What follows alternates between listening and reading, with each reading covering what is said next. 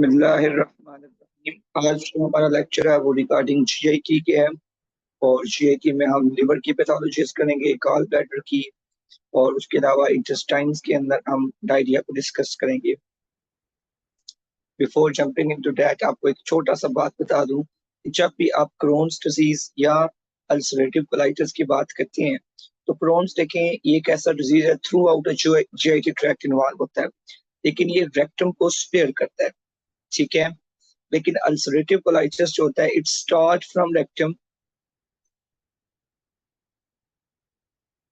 और ये कोलोन को इन्वॉल्व करता है। तो ये एक मेजर डिफरेंस है जो कि काफी सारे बच्चों को पता हो। बाकी क्रोन्स में एक बात याद रखिएगा कि ट्रांसम्यूरल का मतलब क्या होता है कि अगर ये एक इंटेस्टाइन है, लाइक लेक म्यूकोजा है, सब म्यूकोजा है, मस्कुलरस प्रोप्रिया है, ये लेयर होती है, तो इस पूरी की पूरी लेयर के through and through inflammatory process होता है, जिसकी वजह से क्या होता है कि पेशेंट ये वाले पेशेंट यहाँ पे थ्रू एंड थ्रू जब इन्फ्लेमेटरी प्रोसेस होता है तो एक ट्रैक सा बन जाता है, कोई ऐसा ट्रैक जो कि एपिथेलियल लाइन और उसकी दो साइड पे ओपनिंग्स हो, इसको फिस्टुला कहते हैं।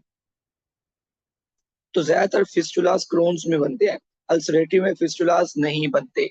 फिर एक और बात, क्रोन्स डिजीज के अंदर ग्रैनुलोमेटस इन्फ्लेमेशन होती है, अल्सरेटिव में नहीं होती ऐसी। बल्कि अल्सरेटिव में क्या होता है कि क्रिप्ट एब्सेसिस बनती हैं, ठीक है। सो इस तरह ये कुछ मेजर डिफरेंसेस हैं जो कि आपको पता हो ताकि आप इंशाल्लाह इस तरह के एमसीक्यू सॉल्व कर सकें। सो फर्स्ट ऑफ ऑल आपके पास एक 48 ईयर ओल्ड फीमेल आई है, हिस्ट्री क्या है, उसको डायरिया हो रहा है। For the past 2 weeks she report symptoms 15 minutes का जैसे ही खाना खाती है उसके बाद ये सिम्टम्स आते हैं और फिर ठीक हो जाते हैं। उसको नाजिया, पल्पिटेशन है, बट कोई वेट चेंज, कोई क्रोनिक हिस्ट्री नहीं है। पास हिस्ट्री में क्या है कि पेशेंट के बाईपास हुआ है गैस्ट्रिक। अब आप मुझे खुद एक बात बताएं, नॉर्मली ये इंटेस्टाइन स्मॉल है, कोई भी चीज आती है पहले स्टमक में जाती है, स्टमक के बाद इधर आती है, थोड़ा टाइम लेती है। आपको पता है जब भी कोई चीज स्मॉल इंटेस्टाइन में आएगी तो यहाँ पे न्यूरो एंडोक्राइन सेल्स हैं जो कि डिफरेंट न्यूरोट्रांसमीटर हार्मोन्स रिलीज करते हैं, जिसमें से एक होता है जीएलपी, ग्लूकागोन लाइक पेप्टाइड। इसी तरह यहाँ पे पेंक्रियाज है तो पेंक्रियाज से इंसुलिन भी रिलीज होती है। इन सब का काम क्या होता है कि ग्लूकोज के लेवल को ब्लड में कम करना। किसी मरीज का अगर आपने इसोफेगस को सीधा जोड़ दिया इंटेस्टाइन के साथ, बीच में स्टमक है ही नहीं, तो सारे के सारे कंटेंट सीधे के सीधे जैसे ही वो बंदा खाना खाएगा सीधे स्मॉल इंटेस्टाइन में चले जाएंगे, जिसकी वजह से क्या होता है कि पेशेंट सडनली ग्लूकोज नीचे चली जाती है और ये सारे सिम्टम्स ग्लूकोज कम होने की वजह से आते हैं। इस कंडीशन को डंपिंग सिंड्रोम कहते हैं। ये ज्यादातर इन पेशेंट में होता है। बाइल एसिड का जो डायरिया होता है वो स्टीटोरिया होगा, स्टीटोरिया वो मेंशन करेगा। दूसरी बात, ये बाइल एसिड का डायरिया मील के साथ एसोसिएशन उसकी लेट होगी, 5-15 मिनट बाद नहीं होगा। परफोरेटेड अल्सर में एपिगैस्ट्रिक पेन होगा, वो मेंशन ही नहीं है, ठीक है। शॉर्ट बाउल सिंड्रोम में पेशेंट को ब्लोटिंग होगी, इस तरह के सिम्टम्स ज्यादा होंगे कि लैक्टिक एसिड बन रहा होगा इंटेस्टाइन में, वो मेंशन नहीं है।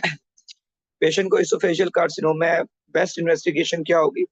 देखें, अगर किसी पेशेंट को इसोफेगस कार्सिनोमा है तो अगर आप उसकी ये इसोफेगस है, ये उसके वाल्स हैं, अब आप उसकी वाल्स में जानना चाह रहे हैं कितना डीप है, तो आपको एक प्रोब इधर रख के चेक करना होगा, तो वो प्रोब डेप्थ आपको बताएगी। तो अल्ट्रासाउंड एंडोस्कोपिक आप करेंगे, ये डेप्थ बताएगा, चाहे वो कोलोन का कैंसर हो, चाहे वो स्मॉल इंटेस्टाइन्स का हो, ठीक है। स्मॉल का तो है नहीं, लेकिन कोलोन का या हमारे पास इसोफेगस का हो तो आप एंडोस्कोपिक अल्ट्रासाउंड करते हैं। पेशेंट प्रेजेंट किया पेरिएनल पेन डिस्चार्ज से, जो कि उसके कॉन्स्टिपेशन को एग्रीवेट करते हैं। आपका डायग्नोसिस क्या होगा? क्या ये एनल फिशर है? नो। एनल फिशर में पेशेंट को ज्यादातर क्या होगा कि दूसरी हिस्ट्री होगी कि उसको ब्लड आ रहा होगा, हेमोराइड्स होंगे, पीआर ब्लीड होगी, हेमोराइड्स तो है ही नहीं है, पीआर ब्लीड है ही नहीं है, पेरिएनल एब्सेस में स्वेलिंग होगी। तो पेशेंट को क्या है कि डिस्चार्ज आ रहा है। डिस्चार्ज का मतलब ये है कि कोई ऐसी चीज है, लाइक फॉर एग्जांपल ये इंटेस्टाइन है, एक उसके अलावा कोई ऐसी ओपनिंग बनी हुई है जिससे डिस्चार्ज आ रहा है नीचे से। तो वो ओपनिंग क्या होगी बेसिकली, ये जैसे मैं आपको डिपिक्ट करना भी चाह रहा हूँ, लाइक ये रेक्टम है, तो रेक्टम के साथ एक ऐसे ट्रैक सा बना हुआ है नीचे की तरफ, थ्रू एंड थ्रू, इसको माइनस कर, ठीक है।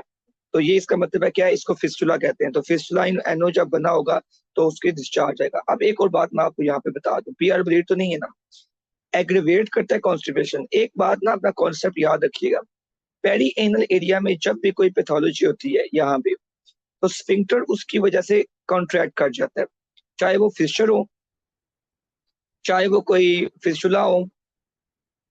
ये एक बॉडी का रिफ्लेक्स मैकेनिज्म होता है, इसकी वजह से कॉन्स्टिपेशन एग्रीवेट हो जाते हैं। इसीलिए आपने देखा होगा जब भी आपके पास पेशेंट फिशर्स के साथ आते हैं, आप उनको डुफलेक की सिरप देते हैं, और या ग्लिसरीन की सपोजिटरी ग्लिसरीन, आप लिग्नोकेन भी देते हैं, ग्लिसरीन भी देते हैं। बाज़ औक़ात ना टॉपिकल, आप उसको टॉपिकल नाइट्रेट्स भी देते हैं। टॉपिकल नाइट्रेट्स क्या करते हैं, ग्लिसरीन नाइट्रेट्स वो इधर जाते हैं, कैल्शियम चैनल ब्लॉकर्स होते हैं, नाइट्रिक ऑक्साइड रिलीज करवाते हैं, और नाइट्रिक ऑक्साइड जो होता है वो स्मूथ मसल को रिलैक्स करता है, तो ये स्फिंक्टर्स जो होते हैं वो रिलैक्स कर जाते हैं। ये पैथोलॉजी याद रखिएगा, इसलिए ये कॉन्स्टिपेशन वाली बात से कंफ्यूज नहीं होना। मेन चीज है कि पेरिएनल पेन और डिस्चार्ज आ रहा है, पीआर ब्लीड नहीं mention.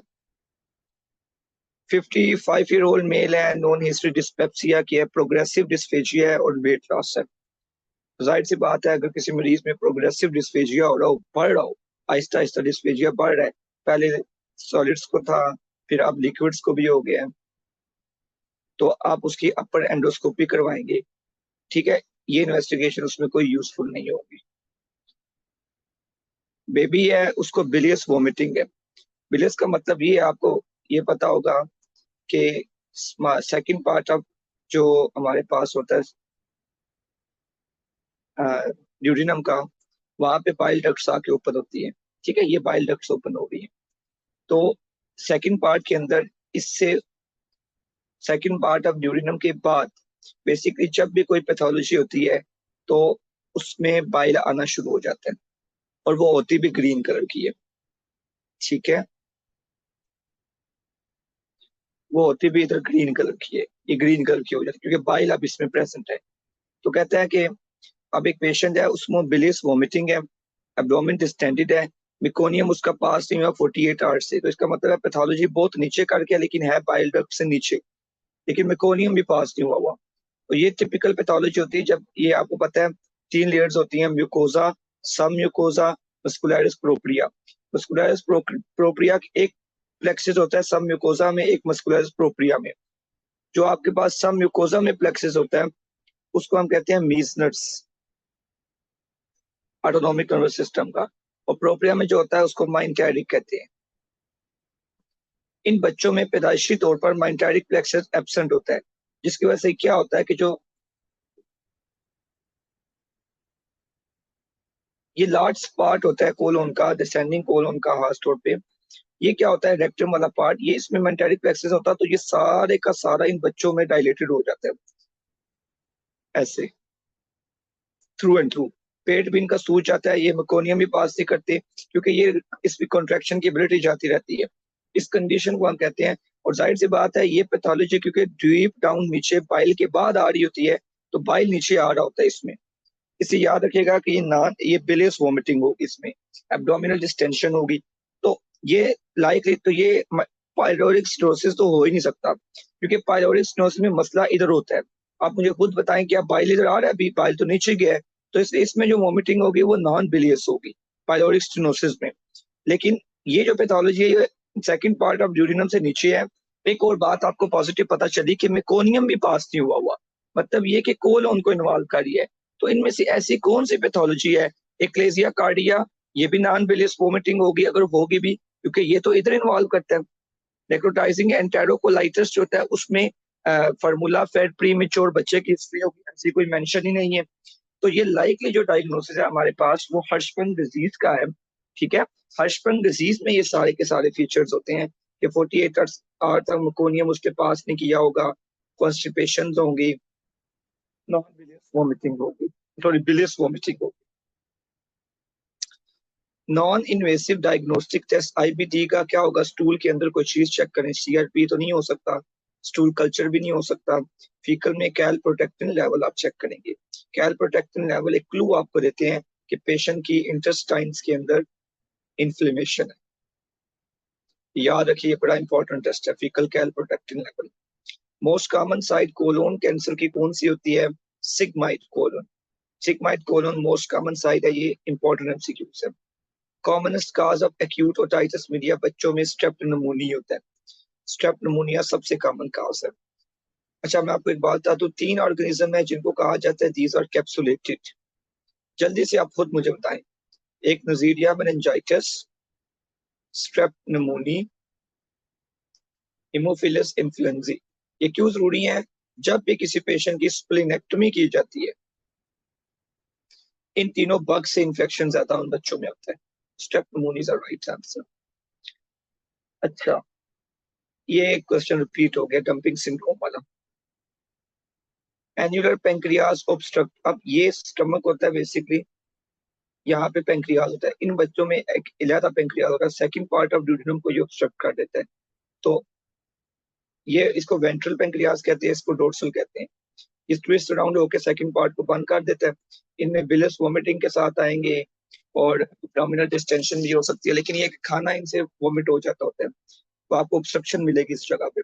Double diurnal atresia like ये प्रेजेंट करते हैं, डबल बबल साइन के, एक इधर बबल होगा एक इधर बबल होगा, प्रेजेंट करते हैं एक्सरे के ऊपर। तो ये आप याद रखिए कि वो पूछना चाह रहे हैं किस पार्ट को इन्वॉल्व करता है, सेकंड पार्ट ऑफ डेफिनेटली जिस जगह पे कॉमन बाइल डक्ट ओपन होती है उसी जगह को common bile duct second part में ओपन होती है, इसीलिए सेकंड पार्ट को इन्वॉल्व करते हैं। A 40-year-old male present with dysphagia to both liquids and solid. After testing examination diagnosis, ectasia is made.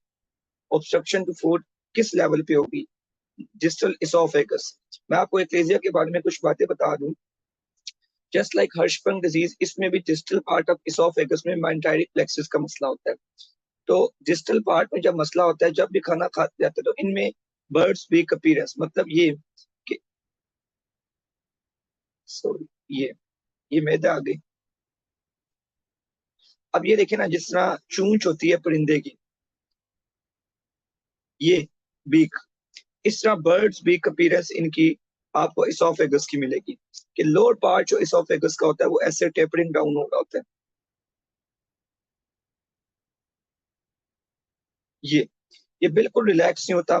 इसमें क्या होता है कि नाइट्रिक ऑक्साइड का रिलीज कम हो जाता है मेंटारिक प्लेक्सिस ना होने की वजह से, तो लोअर इसोफेजियल स्फिंक्टर की टोन ज्यादा हो जाती है। तो जो खाना खाते हैं इनमें डिस्फेजिया होता है, और इनमें इसको कहते हैं पैराडॉक्सिकल पैराडॉक्सिकल डिस्फेजिया। मतलब ये कि इनमें नॉर्मली पहले डिस्फेजिया सॉलिड को होता है फिर लिक्विड को, इनमें पहले लिक्विड को होता है फिर सॉलिड को होता है। ये बात याद रखिएगा। तो इसलिए इनको पहले लिक्विड्स को होगा फिर सॉलिड को, इसको पैराडॉक्सिकल डिस्फेजिया कहते हैं। इनमें वेट लॉस भी होता है, इनकी लोअर एसोफेजियल स्फिंक्टर टोन ज्यादा होती है। इनमें डायग्नोस्टिक में इंपॉर्टेंट चीज एयर इन मीडियस्टिनम नजर आएगी, यहाँ पे डिएस्टिनल वाइडनिंग, ठीक है, और लोअर एसोफेजियल स्फिंक्टर की टोन ज्यादा। और इसकी ट्रीटमेंट में आप क्या करते हैं कि बेसिकली हैलर्ड्स मायोटोमी की जाती है, इसको थोड़ा सा रिलैक्स किया जाता है लोअर एसोफेजियल स्फिंक्टर को, या इसमें कैल्शियम चैनल ब्लॉकर्स दिए जाते हैं, या इसमें आप बोटॉक्स के इंजेक्शन लगाते हैं। तो ये everything you need to know regarding achalasia is कि बेसिकली लोअर एसोफेजियल स्फिंक्टर की टोन इसमें ज्यादा होती है माइंटेरिक प्लेक्सस एब्सेंस होने की वजह से, जिसकी वजह से उसकी एक्सरे में बर्ड्स वीक अपीयरेंस आती है, ये बर्ड्स की बीक की तरह। इसमें आपकी जो अफेक्टिव चीज होती है वो क्या होती है कि आप उनमें कैल्शियम चैनल ब्लॉकर्स या हैलिक्स मायोटोमी कर सकते हैं। डायग्नोसिस में आपने क्या नजर आ गया, एक्सरे में एयर इन मीडियस्टिनम या मीडियस्टिनल वाइडनिंग, और मैनोमेट्री में लोअर एसोफेजियल स्फिंक्टर की टोन ज्यादा। Pain on which movement indicate retrocaecal appendix, तो ये typically extension of the hip पे होता है। पेशेंट हिस्ट्री है पैल्पेबल मैस की एब्डोमेन में, डीआरई पे रेक्टम फुल है, हार्ट स्टूल है, तो आपका डायग्नोसिस क्या होगा? Likely diagnosis faecal infection, stool आपको फूल हो रहा है। पेशेंट है इसोफेजियल कार्सिनोमा है, आप क्या डेप्थ के इन्वेस्टिगेशन करेंगे, अल्ट्रासाउंड एंडोस्कोपी। पेशेंट हिस्ट्री है पेरियनल पेन की, उसकी कॉन्स्टिपेशन एग्रीवेट हो रही है और डिस्चार्ज आ रहा है, तो ये फिस्टुला इन एनो है, बाकी सारी चीजें नहीं हो सकती है। पेशेंट है उसको ओपीडी में आया है, जैपनीज पेशेंट, जापानीज में जीआईटी में जब भी सिनेरियो में यूएस असेंबली में आता होता था तो मैंने याद किया हुआ था, इसका आंसर एक ही होता है, गैस्ट्रिक कार्सिनोमा। वैसे आप आगे पढ़ लें फिर भी। वेट लॉस है, अर्ली सैटिस्फैक्टरी है, डिस्फेजिया है, वोमिटिंग है, लेफ्ट सुप्राक्लेविकुलर लिम्फ नोड्स है, क्या कहते हैं, विर्चूज नोड। अपर एंडोस्कोपी में गैस्ट्रिक कैंसर आ गया है। रिस्क फैक्टर इसके साथ क्या एसोसिएटेड है, नाइट्रेटेड और साल्टेड फूड्स या जापानीज के अंदर हैं। ऐसे गैस्ट्रिक कैंसर के रिस्क फैक्टर आपको क्या क्या पता है? Salted foods, Japanese, blood group A. ठीक है, अच्छा जी। इमरजेंसी में एक पेशेंट आया है, मेल, अल्कोहल यूज करता है, किसके, नोजिया, वॉमिटिंग, सुवियर पेन 3 घंटों से उसको, pain radiates upper back, left shoulder, और जब वो आगे की तरफ होके बैठता है पेन ठीक हो जाता है। टेम्परेचर उसका है, गाल स्टोन्स गाल ब्लैडर में आ गए। इसमें क्या आप चेक करेंगे? आपके ख्याल में ऐसी कौन सी पैथोलॉजी आ गई है? क्या ये स्टमक की कोई पैथोलॉजी है? क्या ये ड्यूडिनम की है? क्या ये पेंक्रियास की है? टिपिकल ये पेंक्रियास की है कि कोई स्टोन उसका गाल ब्लैडर में था, वो इधर से डिस्लॉज होकर इधर आया तो पेंक्रेटाइटिस हो गया। तो कौन सा टेस्ट चॉइस होगा? क्या अमाइलेज आप कराएंगे या क्या लाइपेज कराएंगे पेंक्रियास के लिए? तो स्पेसिफिक लाइपेज होता है। डायग्नोस्टिक क्राइटेरिया बता दें, क्या होगा? Constant pain, epigastric constant. दूसरी चीज, रेडिएट करेगा बैक में, सॉरी ये पहली चीज है। Serum lipase level 2/3 of the normal, और सीटी स्कैन पे फाइंडिंग्स या इमेजिंग पे। 45-year-old patient, peptic ulcer disease का है, और मेप्राजोल रिजीम पे आपने उसको घर भेज दिया। मेप्राजोल किधर एक्ट करती है? ये बेसिकली प्रोटॉन पंप इनहिबिशन करती है। प्रोस्टाग्लैंडिन एनालॉग कौन सी होती है? सोमैटोस्टेटिन। एनएसिड्स तो है ही नहीं, एंटीहिस्टामिन का ये रोल है। एंटीहिस्टामिन कौन सी होती है जो पेप्टिक अल्सर डिजीज में यूज होती है? रेनिडिन। ठीक है, और प्रोस्टाग्लैंडिन का क्या काम होता है? ये क्या करते हैं? ये एसिड की सिक्रीशन को कम करते हैं। ठीक है, सोमैटोस्टेटिन ये जो पेशेंट नहीं होते स्मोकर्स, उनको दिया जाता है। कौन से प्रोस्टाग्लैंडिन दिया जाता है, कोई बता सकता है? लाइक बच्चा, मीजोप्रोस्टोल। प्रेग्नेंट को लेना है, अबॉर्शन कराते हैं। कोलोन कैंसर का ट्यूमर मार्कर क्या है? कोलोन का CEA। बच्चों ने एमसीक्यू से। 45-8-year-old मेल है, इमरजेंसी में आया, abdominal pain, bloody diarrhoea, x-ray में कोलोन 6 सेंटीमीटर से जब भी ज्यादा हो तो टॉक्सिक मेगा कोलोन होती है। लिखा हुआ आगे, The condition is associated with, मैंने आपको क्या बताया था, कौन सी ऐसी बीमारी है जो कि कोलोन तक होती है? क्रोन्स या अल्सरेटिव? ये बेसिकली अल्सरेटिव कोलाइटिस होता है। लेकिन ना अब इसमें सिनेरियो में ज्यादातर वैसे अल्सरेटिव कोलाइटिस के साथ ये एसोसिएशन होती है, लेकिन क्रोन्स में भी क्लोस्ट्रीडियम डिफिसाइल का इन्फेक्शन हो तब भी हो सकता है। तो लाइकली आंसर इसका ए है, not sporting C. A answer है। फीमेल है, an acid long term use कर रही है, अभी एपिगैस्ट्रिक पेन है, बर्निंग सेंसेशन है, और मील के साथ खाना खा के ठीक हो जाता है। तो बेस्ट ट्रीटमेंट उसकी क्या है? आपको समझ ये लगा कि मरीज की ऐसी कोई पैथोलॉजी, जब खाना खाते हैं तो ये स्फिंक्टर कॉन्ट्रैक्ट कर जाता है, तो इसका मतलब ये है कि कोई पैथोलॉजी एंट्रम के बाद बार है। तो अपर फर्स्ट पार्ट ऑफ ड्यूडिनम में जब अल्सर्स होते हैं ना, तो जब खाना खाता है मरीज वो ठीक, पेन कम हो जाता है, क्योंकि खाना ही नहीं आगे जा रहा तो इरिटेशन कम होती है। तो ट्रीटमेंट ऑफ चॉइस क्या होगी? इसका निमोनिक होता है APC, पेप्टिक अल्सर डिजीज की, एमोक्सिसिलिन, PPIs, एरिथ्रोमाइसिन। तो कौन सी ड्रग होगी ये? लेकिन कुछ लोग होते हैं एलर्जिक एमोक्सिसिलिन को, ठीक है, और उनको में फिर मेट्रोनिडाजोल ऐड होती है, और क्रिथ्रो की जगह टेट्रासाइक्लिन, और साथ बिस्मथ, और साथ PPI। इसको क्वाड्रिपल थेरेपी कहते हैं। PPI, मेट्रोनिडाजोल, टेट्रासाइक्लिन और बिस्मथ, कुछ मरीजों में ये ऐड होती है। 40-year-old फीमेल है, कंप्लेन है रिकरेंट फीलिंग ऑफ डेफिकेशन। वो कहती है जब भी वो स्मॉल अमाउंट ऑफ स्टूल आता है, ब्लड और म्यूकस आता है और उसको इनकम्प्लीट डेफिकेशन होती है, कोई वेट लॉस की हिस्ट्री नहीं है, तो वो किस चीज के साथ सफरिंग होगा? तो अब देखें, रिकरेंट एक इस फीलिंग ऑफ डेफिकेशन को क्या कहते हैं? टेनिस्मस।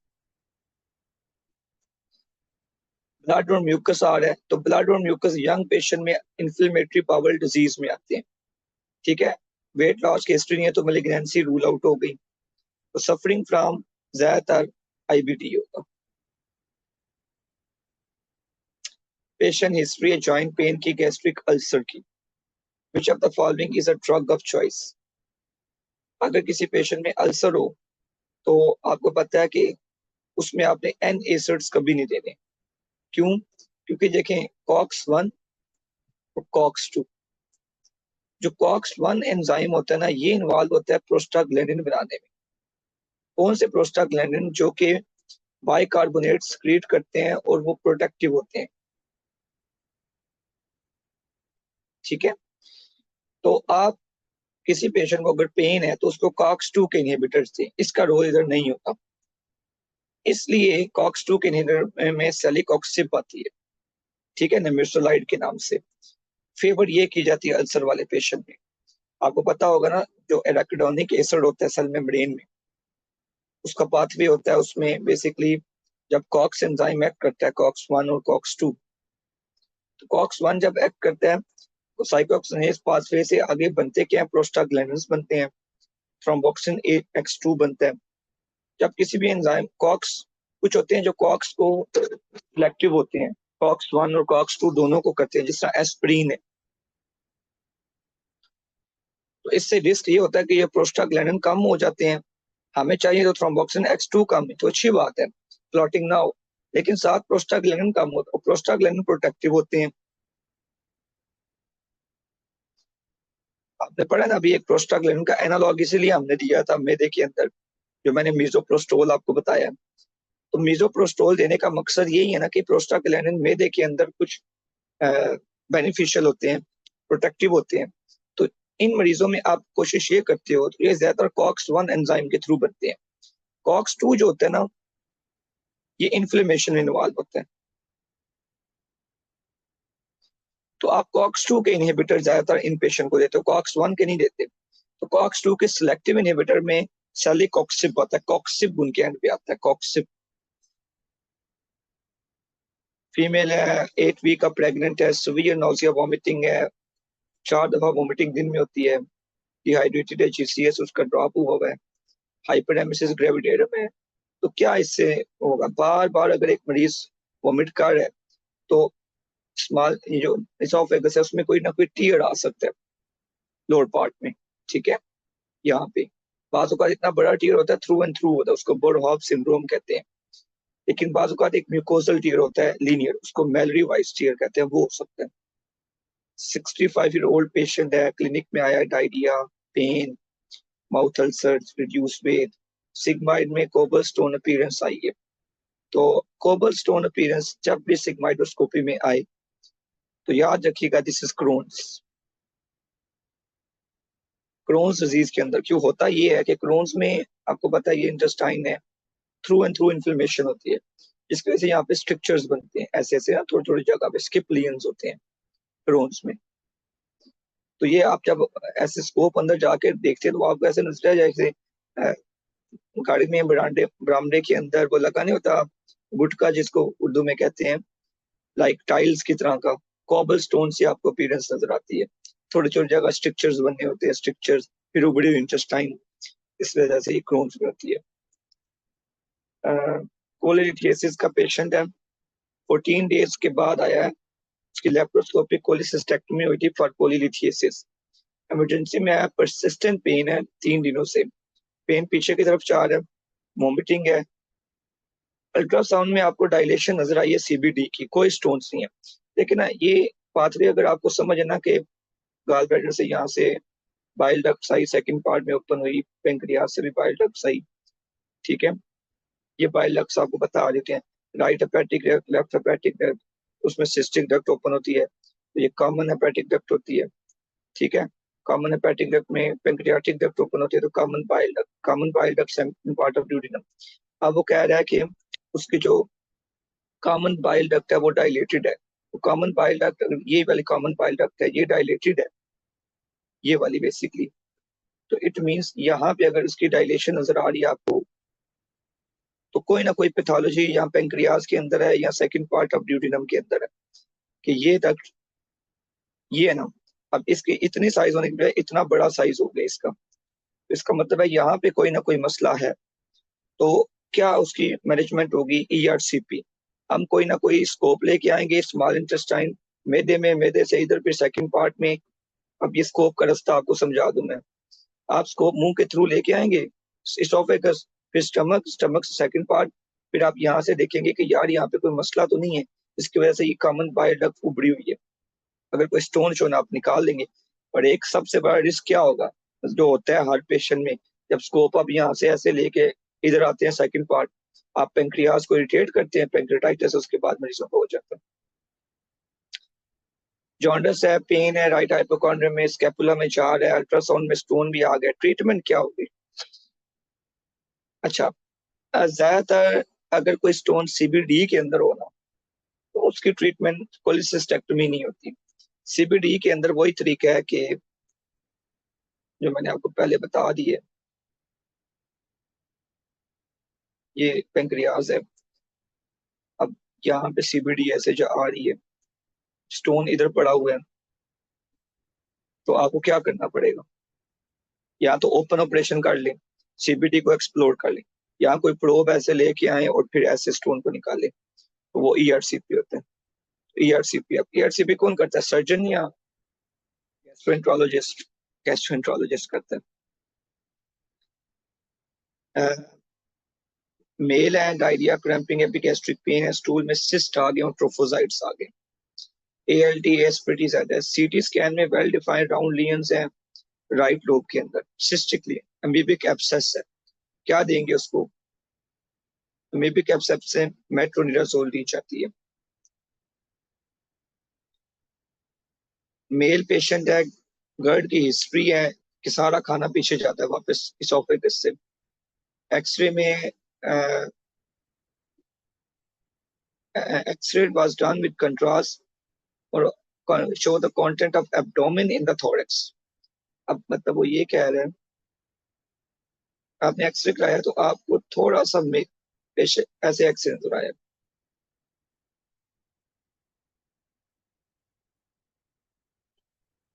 ऐसे थोड़ा सा स्टमक भी ऊपर। ये टाइप ऑफ हर्निया क्या है? This is hiatal hernia. अगर आपको स्टमक ऐसे नजर आता ना, इसको पैरा इसोफेजियल कहते हैं, ठीक है। दोनों से होता क्या है? गर्ड होता है, और दोनों से बैरट इसोफेगस होती है, और बैरट इसोफेगस आगे क्या करती है? एडिनो कार्सिनोम। लोअर पार्ट में ज्यादातर एडिनो होता है, अपर पार्ट में इसोफेगस के स्क्वेमस सेल कार्सिनोम होता है।